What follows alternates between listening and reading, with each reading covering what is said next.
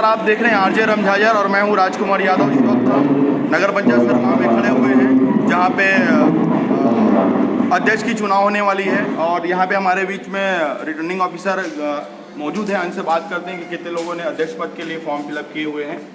जी sir, बताइए।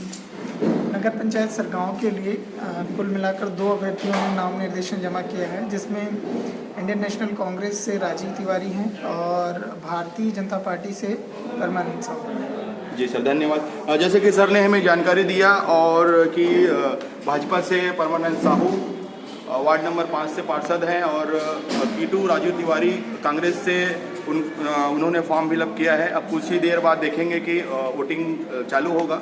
उसके बाद आप हमसे बने रहिए, आप हमको लाइव अपडेट देते रहेंगे आरजे रमझाजर के साथ। बंद कर दें, ओके कर दें। कहाँ है बटन? इंड रुक क्या लिखा है? इंड सेशन लिखा है। खत्म। और